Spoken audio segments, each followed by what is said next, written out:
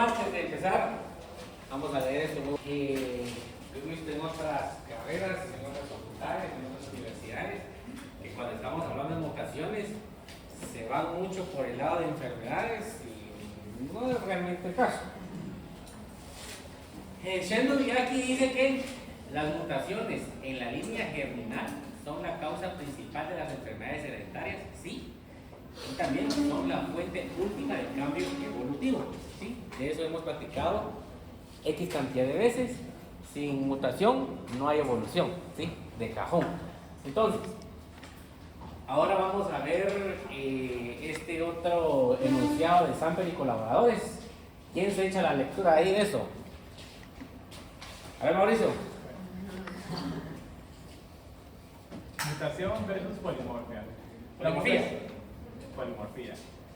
La mutación se define como la variación irreversible en la secuencia del ADN, que esencialmente abarca todos los tipos de variaciones que ocurren en el genoma humano de manera espontánea o no espontánea. El polimorfismo genético, que es la forma más común y dinámica de variación genética presente en todo el genoma humano, se define como la presencia de dos o más formas alternativas de un alelo en el genoma de un individuo, lo que da lugar a fenotipos distintos dentro de la misma población. Gracias. En español.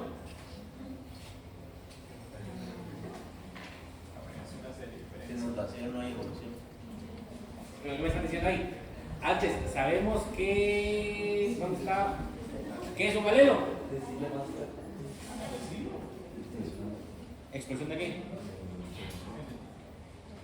El alelo, por ejemplo, nosotros habíamos platicado de las varillas que eran los cromosomas. Los cromosomas van a ver segmentos de ADN que eran los ¿qué cosa? Los loci o el locus, ¿sí? Y entonces, esos loci o locus, ¿qué tienen ahí? O sea, ellos, ¿cuál es la función? Contienen una partida, una fracción de ADN. ¿Y eso qué va a hacer? ¿Ah? ¿Pero qué hacen esos genes?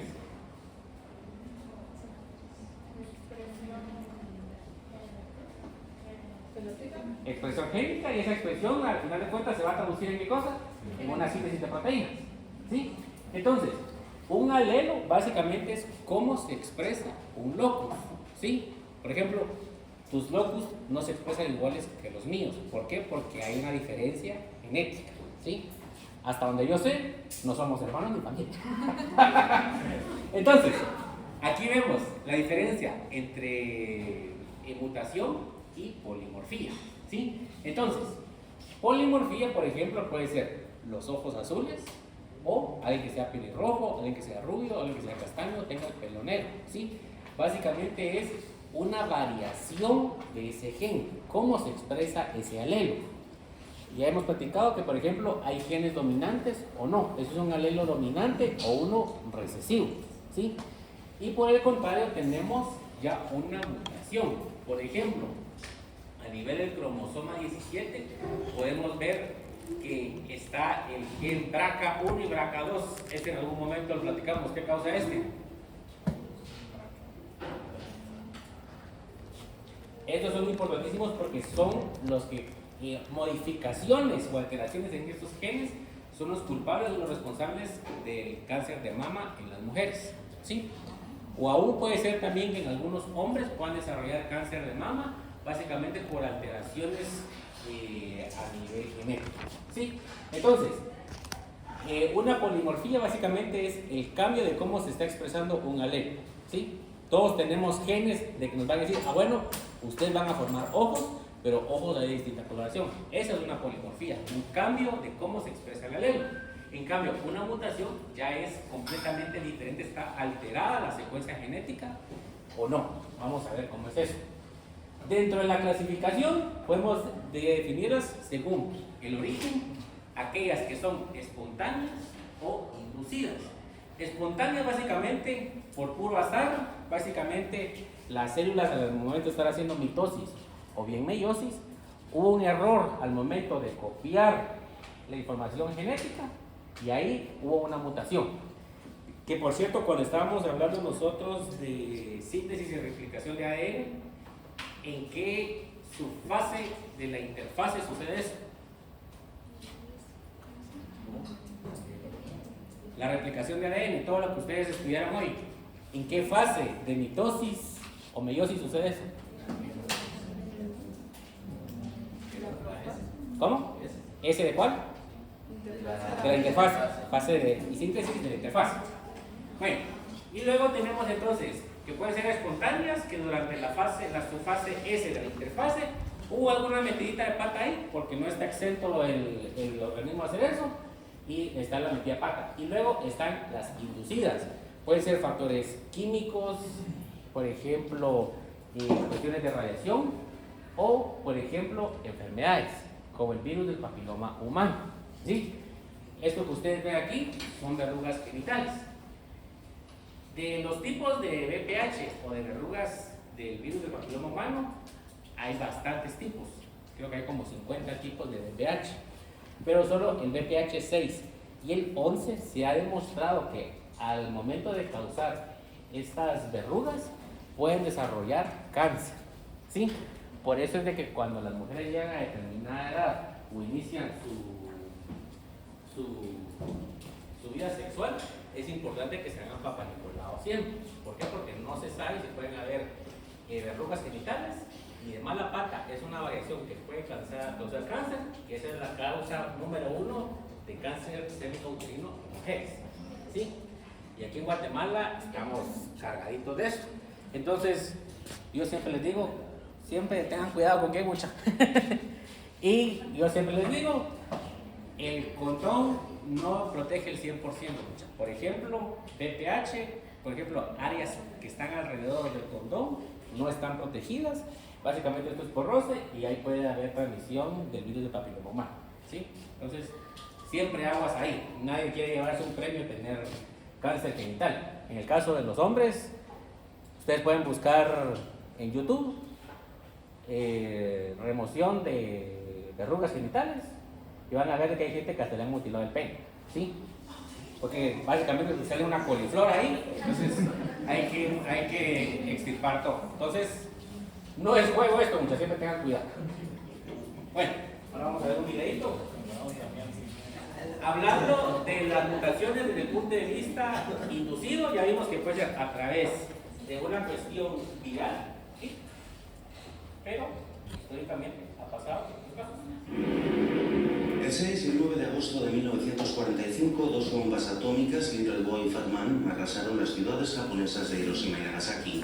En cuestión de segundos mataron a más de 200.000 personas e hirieron a decenas de miles más. Los que sobrevivieron fueron bautizados con el nombre de Ibakusa, y aunque no perdieron la vida, su existencia quedó marcada para siempre. Sumitero Taniguchi tenía 16 años cuando cayó la bomba de Nagasaki. En el momento de la explosión iba en bicicleta. La onda expansiva me lanzó al suelo y mi espalda ardió instantáneamente, recuerda. Sentí que el suelo se movía y creí que iba a morir. Cuando todo se calmó, me di cuenta de que la piel de mi brazo izquierdo, desde el hombro hasta la punta de mis dedos, se había hecho pedazos. No sentía dolor. Me llevé la mano a la espalda y me di cuenta de que no tenía camisa y que lo único que alcanzaba a tocar era una superficie viscosa. 70 años después de la catástrofe, los hospitales de la Cruz Roja todavía siguen tratando a miles de Ibakusa. Cada día los médicos descubren nuevos vínculos entre la radiación y enfermedades mortales. Hasta ahora, explica el doctor Masao Tomonaga, creíamos que no había relación directa entre la exposición a la radiación y las enfermedades de los vasos sanguíneos, pero a medida que los pacientes se hacen mayores, muchos acaban sufriendo ataques cardíacos. Nuestro estudio muestra un claro vínculo entre la radiación y las enfermedades de los vasos sanguíneos.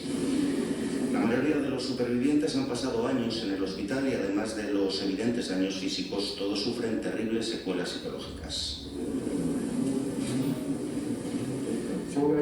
La mayor parte eran niños cuando explotó la bomba atómica y desde entonces no han tenido un solo día de respiro. Desde los 10 años han crecido pensando en los efectos que la radiación tendría en el futuro, pensando que antes o después serían diagnosticados de cáncer o leucemia. Y lo peor es que nadie podía decirles que su sufrimiento iba a terminar. Las bombas nucleares actuales son 10 veces más potentes que las que arrasaron Japón, de ahí los esfuerzos para evitar la proliferación de armamento nuclear. Sin embargo, la diplomacia se siente incapaz. La última conferencia para abordar este asunto, celebrada en la sede de Naciones Unidas el pasado 27 de abril, terminó sin ningún avance concreto.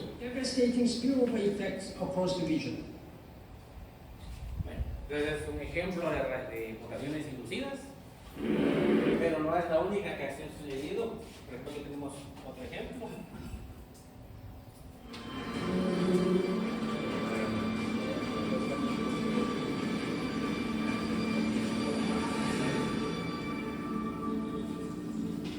Era un lugar próspero, lleno de gente feliz que hacía su trabajo. Es una sensación escalofriante. Miras alrededor y ves cómo ha cambiado todo. Muchas de las telarañas que aparecieron en algunas de las casas de la zona eran muy inusuales.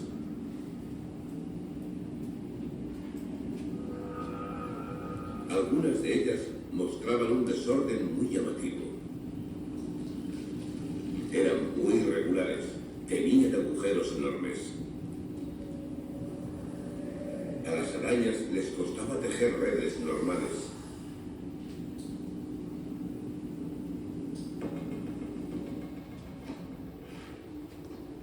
Y no solo era un cambio de comportamiento. Algunas de las criaturas también empezaron a tener un aspecto diferente. Es difícil pasar por alto el caso de las chinches rojas.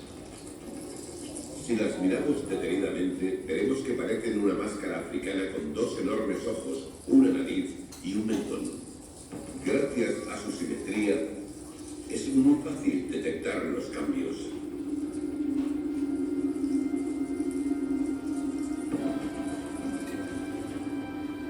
Uno de mis compañeros cogió una y dijo: "Mira, Tim, es un mutante".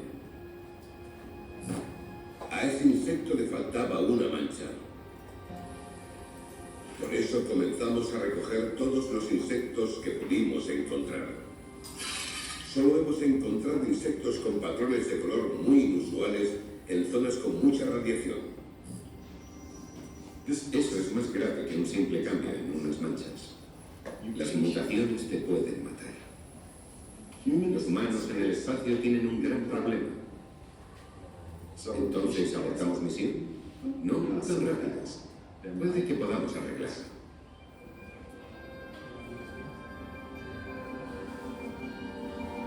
Una de las observaciones más sorprendentes e inesperadas es que algunas especies parecen haberse adaptado.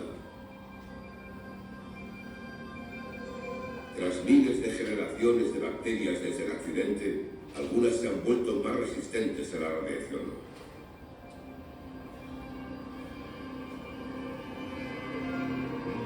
Como especie, a los humanos nos interesa expandir horizontes, viajar por el espacio, viajar a otros planetas. Si pudiéramos entender mejor las defensas usadas por otros organismos, puede que logremos desarrollar formas de proteger a los humanos, tanto aquí en este planeta como en el espacio exterior. ¿Dónde es eso? Chernóbil, que ahora es Ucrania, había estado de Ucrania. Pero interesantísimo el tema de Chernóbil, que todavía hay gente loca que se llega a meter ahí haciendo videos ahí de escondidas. y también ahí está la serie en HBO, si la quieren ver, muy buena la serie. Bueno, también cómo podemos clasificar las mutaciones. Vamos a ver según el efecto en el fenotipo. Puede ser neutras, así. Solo una pregunta, en las mutaciones inducidas, ¿puede ser cualquier tipo de cáncer que vamos a tener? No. Vamos a verlo eso ahorita en un ratito, pero tú puedes tener, por ejemplo, voy a regresar. Vamos a verlo más adelante, pero por ejemplo, tú puedes tener cierta predisposición genética a padecer, por ejemplo, cáncer de mama. Por ejemplo, si mamá, abuela, bisabuela, hay una cuestión hereditaria ahí, un patrón de que ya haya habido, ¿cómo se llama? Cáncer de mama, historial de cáncer de mama en familia, importantísimo, entre más temprano se pueden hacer los tamizajes de ustedes, mejor para atacarlo desde antes, ¿sí? Por ejemplo, si en mi familia mi papá tuvo cáncer de pulmón, abuelo tuvo cáncer de pulmón, bisabuelo tuvo cáncer de pulmón, yo puedo tener cáncer de pulmón, entonces no me voy a poner a fumar desde esta edad, ¿ah? Porque estaría aumentando las probabilidades de tener cáncer de pulmón, ¿sí? Pero vamos a ver de que hay ciertas cosas de que podemos hacer para ver eso. Vamos a verlo ya al final de la clase. Entonces, y le estaba comentando que bajo el efecto del fenotipo podemos encontrar aquellas neutras o silenciosas, estas ni quitan ni ponen, son errores, probablemente nadie se va a dar cuenta que están. Pueden hacer aquellas deleterias que causan alguna enfermedad o alguna desventaja. Y, por ejemplo, tener cáncer, tener predisposición genética a padecer cáncer. Y hay algunas beneficiosas que confieren una ventaja adaptativa. Clásico ejemplo y de lo más actual, la resistencia antimicrobiana. Esto que ustedes ven aquí, básicamente esto es un agar con un medio nutritivo. Aquí sembraron X bacteria y estos son discos con distintos tipos de antibióticos. ¿Cómo se lee eso? Si la bacteria se muere o se ve afectada por ese antibiótico, van a ver de ustedes de que hay un gran halo alrededor. Es decir, que ese disco de antibiótico mató todas las bacterias alrededor, ¿sí? Pero actualmente, porque la gente toma antibióticos como que fueran dulces, ya ni cosquillas le hacen. Entonces ahora ustedes ven los antibiogramas así, que básicamente las bacterias están comiendo el antibiótico y no les pasa nada. Entonces, lo jodido de esto es de que probablemente en 10, 20 años o actualmente ustedes entraban, por ejemplo, por una cirugía de apéndice, de mala pata agarraron una bacteria nosocomial en el hospital, esa bacteria resistente a todo y ustedes pueden terminar estirando las patas ahí, nada que ver con el apéndice, pero cayó una enfermedad nosocomial y dieron la cuenta, ¿sí? Entonces hay que tener mucho cuidado con el uso de antibióticos y eso se ve en la clínica de animales de compañía, que la gente desde hace unos 20 años agarró la enrofloxacina para pegarle a lo que sea, ya ni diagnóstico, no uso laboratorio, le meten un antibiótico. Servía en muchos casos, otros no estaba haciendo absolutamente nada el antibiótico, pero el veterinario decía, sí sirve. Y entonces ya tenemos problemas de resistencia antimicrobiana, tanto en medicina humana como en medicina veterinaria. Entonces, hay que tenerle como. Ahora, el otro tipo de clasificación son las cromosómicas. Básicamente puede ser por deleción, que estoy quitando un fragmento de un cromosoma. Puede ser duplicación, que estoy repitiendo un segmento, es decir, una secuencia genética. Puedo invertir, es decir, cambio el orden, y un fragmento se rompe y se inserta en sentido diferente. Otra ocasión que básicamente solo estoy cambiando fragmentos entre cromosomas no homólogos. Es decir, no es entre mamá y papá, que ese intercambio sería ¿qué cosa si fuera entre cromosomas homólogos?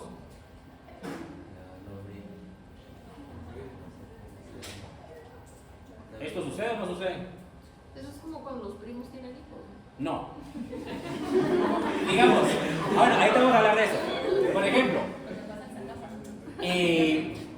sucede esto naturalmente, que hay un intercambio de fragmentos, pero entre cromosomas homólogos. Sí. ¿Cuándo? ¿Dónde? La profase, Los quiarnos exactamente a la profase 1. Pero aquí estoy hablando que es entre cromosomas no homólogos. ¿Sí? Por ejemplo, un cromosoma del par 20 cambia información con alguien del par 21, que no hay nada que ver ahí.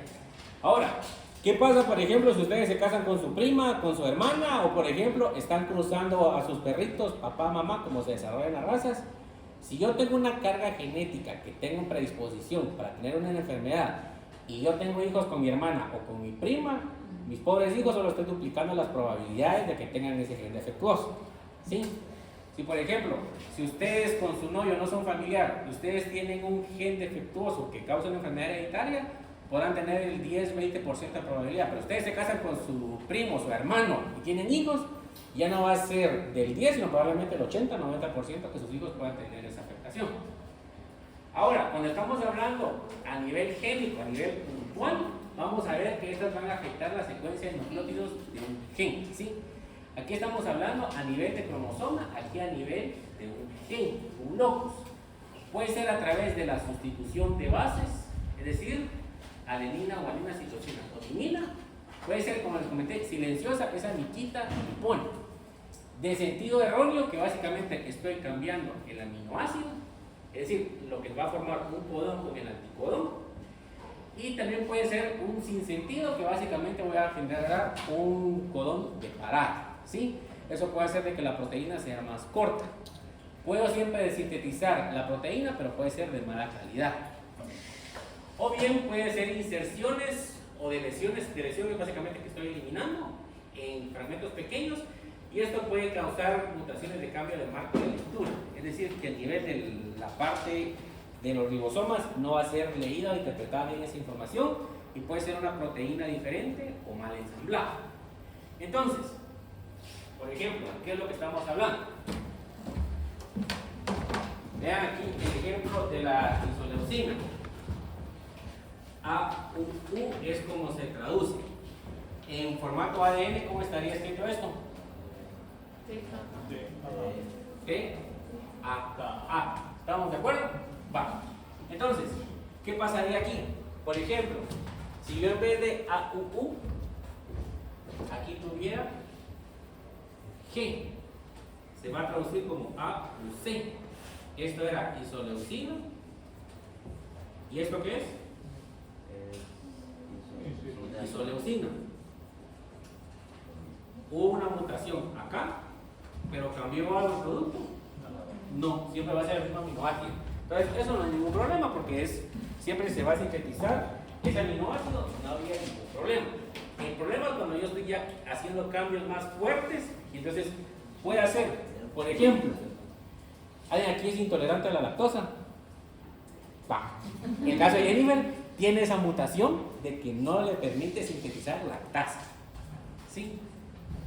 Nosotros que sí podemos comer leche entera, no hay clavo, y sí podemos sintetizar esa lactasa. ¿Sí? Vean algo tan sencillo que es esa síntesis de esa enzima, la lactasa, que en algunos puede estar efectiva y otros no. Ahora, cuando estamos hablando de genómica, es decir, todo el juego de los cromosomas, estas van a afectar el número total de ellos. Es decir, va a haber una ploidía. Pueden ser euploidías, es decir, que van a haber una variación en juegos completos de cromosomas, una triploidía o tetraploidía, es decir, que en vez de ser un par de cromosomas homólogos, pueden haber 3 o 4. Pueden ser aneuploidías, que estamos eliminando uno. Estas van a afectar el número de cromosomas individuales, no el juego completo. En el caso de la monosomía, falta un cromosoma, es decir, no van a haber pares de cromosomas homólogos, sino que vamos a eliminar uno, vamos a ver en un ejemplo de esos. Y puede haber una trisomía. Por ejemplo, en el caso de las personas con síndrome de Down, en el par 21 van a tener 3 cromosomas en vez de 2. ¿Sí? Entonces es un cromosoma extra el que causa esta condición. Ojo, es condición, no es enfermedad. Bueno, ahora aquí tenemos en el caso del cariotipo de síndrome de Turner, también lo van a ver ustedes como el síndrome de 45. A ver si alguien me da el porqué de ese nombre. Tengo, ¿cuántos pares de cromosomas tenemos nosotros Homo sapiens? 23 pares. Es 22 somáticos más 23 el sexual.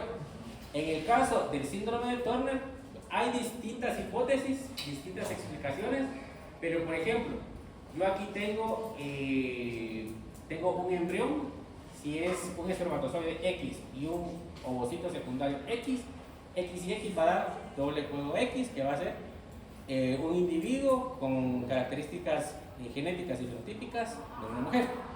Pero por ejemplo, puede ser un espermatozoide mal ensamblado, no va a ser ni X ni Y, sino que va a ser 0, y entonces el embrión va a ser XO. Y puede ser también que en el caso del óvulo esté afectado. Entonces, a nivel del par 23, solo voy a tener un cromosoma X, no los dos. Y entonces, ¿de dónde vendrá el nombre del síndrome de 45? Tengo 45 cromosomas, no 46. ¿Sí? ¿Cómo? ¿Qué características tienen en el caso de las mujeres que estén afectadas por esta condición? Básicamente, el cuello va a ser corto, tienen problemas reproductivos, también tienen problemas cardíacos y hay un sinfín de condicionantes a nivel genético. ¿Sí?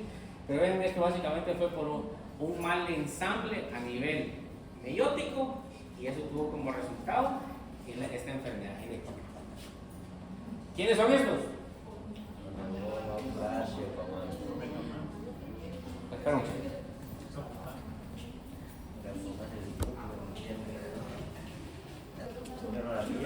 Ustedes vieron la película de Superman, de Snyder Scott. ¿La nueva o de Zack Snyder? Snyder Scott. ¿Cómo le llamaban a estos? Metahumanos. Ese, como usted habla, los metahumanos. Los metahumanos que tenían características súper desarrolladas. Que la Wonder Woman, Flash y Aquaman. ¿Existirán metahumanos entre nosotros? ¿Existirán o no? Ay, pero no de Todos esa estos son manera. mutantes. ¿Sí? Ay, pero no de esa manera. Exactamente, sí hay. Ya ves. ¿Sí? Por ejemplo, ¿quién es ella? Está Es la boxeadora de Algeria que tuvo la desinformación en los Juegos Olímpicos la vez pasada, Imane Khalif, que básicamente decían que era hombre. ¿Sí? Por ejemplo, ¿quién es este? Usain Bolt, el hombre más rápido del mundo. ¿Y este señor? Michael Phelps, de los mejores deportistas del mundo mundial de toda la historia. ¿Sí? ¿Qué nos impide a nosotros ganar medallas olímpicas? ¡Vamos! Nuestro fenotípico, o sea, no tenemos brazos tan largos, no somos tan altos. Pero yo me pongo a hacer ejercicio, como mejor y todo, ¿por qué no gano medallas olímpicas? Por la genética. Sí, y también, por ejemplo, Imane Khalif, ella es una mujer. Genéticamente y fenotípicamente es mujer, nació mujer, creció mujer y terminó tropaciéndose en las Olimpiadas siendo mujer. Pero tiene un fenotipo mucho más robusto, una masa muscular mucho más grande que una mujer. Entonces, tenía cierta ventaja. Entonces, si ustedes veían en este tiempo de las Olimpiadas, decían que no era justo porque ella tenía ventaja. Pero igual tenía Michael Phelps. Él tiene mejor capacidad pulmonar y de hecho brazos más largos. Eso le permitía bracear mucho más a distancias más grandes y mucho más rápido que nosotros. ¿Tenía ventaja que nosotros? Sí. ¿Él lo pudo controlar? No. Nació así, fue una mutación y qué buena onda por él. Usain Bolt puede correr mucho más rápido que la mayoría de la gente. ¿Tiene ventaja? Sí. ¿Pero es algo que él puede controlar? No. Es una mutación que la supo explotar. ¿Sí? Aquí vamos a ver también que hay una cuestión genética, pero también epigenética. Por ejemplo, yo no puedo esperar que unos niños que estén en Jocotán y Camotán puedan ir a correr y competir en las elecciones si están mal alimentados, sus papás fueron mal alimentados y sus abuelos fueron mal alimentados. Toda esa cuestión epigenética se va a pasar a la siguiente generación y van a ser genes malos o que no se pudieron expresar al 100%. ¿Sí? Entonces, sí hay metahumanos entre nosotros, gente con mucha fuerza, gente que corre bastante, gente que nada súper rápido, pero no es lo que vemos en los cómics. ¿Preguntas? ¿No? Bueno, ahora, las aplicaciones que nosotros podemos tener en este tema de las mutaciones, ¿cuáles hay? Por ejemplo, yo les estaba comentando, por ejemplo, tenemos diferentes enfermedades genéticas, por ejemplo, cáncer de mama, enfermedades a nivel hepático, pulmonar, a nivel tiroideo, a nivel de tracto genitourinario en las mujeres, a nivel intestinal, etc. Siempre que hay un cáncer, él se va a estar comunicando. Básicamente, él va a eliminar moléculas al torrente sanguíneo que se conocen como biomarcadores. Entonces, por ejemplo, que estamos hablando ahorita en el caso, ¿recordarme tu nombre? ¿Sí? Teresa Coto, ¿no? Álvarez. Teresa, por ejemplo, Teresa tiene un historial familiar de cáncer de mama. Hermanas, tías, madre, abuelas, bisabuelas, hay un historial genético de cáncer de mama. Sí. Entonces, Teresa, ¿qué puede hacer? Estarse haciendo chequeos rutinariamente, religiosamente cada año, o bien puede tomarse muestras de sangre y buscar biomarcadores. Entonces, puede ser de que sea un cáncer incipiente, chiquitito, que de repente a nivel de una mamografía ni se ve, pero hay un biomarcador a nivel sanguíneo. Entonces dice, bueno, hay algo ahí, vamos a ver qué pasa.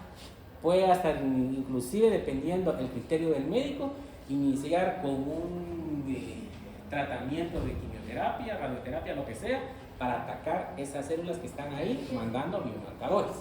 Y lo mismo puede pasar con cualquier, bueno, no con cualquiera porque no se ha estudiado completamente todas las enfermedades de cáncer y genéticas, pero sí pueden haber biomarcadores ahí que nos pueden dar pistas de que hay algo ahí que está pasando. ¿Preguntas? En medicina veterinaria todavía no tenemos nada de eso. Sí, todavía estamos muy atrás en ese tema de los biomarcadores. Y por ejemplo, aquí en Guatemala y en el mundo se hace tamizaje neonatal. Aquí yo les comparto, este es el uno que yo le hice a mi hija cuando recién nació. Y hay 6 enfermedades que, por ejemplo, los hospitales públicos, el San Juan de Dios, el Roosevelt, sí las hacen de cajón sí o sí. Les toman una gotita de sangre en el talón a los bebés, eso lo mandan a Estados Unidos y ahí hacen el tamizaje. O lo pueden hacer ustedes por lo privado y van a ver de que ustedes les tira determinada lista de enfermedades genéticas que pueda estar o no. Les va a decir si hay un resultado anormal o no. ¿Sí? Básicamente eso. ¿Ustedes ya no son bebés? ¿Pueden hacerlo? Sí. Si a ustedes les sobran $10,000, ustedes pueden mandar a Estados Unidos a que hagan la secuenciación genética de sus cromosomas y ahí les van a decir, ustedes tienen predisposición a XYZ enfermedad, entonces evite que tengan una persona con XYZ la misma predisposición porque estarían duplicando las probabilidades de que su hijo tenga esa enfermedad genética. ¿Sí? Bueno, ¿preguntas? ¿No? ¿Dónde se lo dejamos?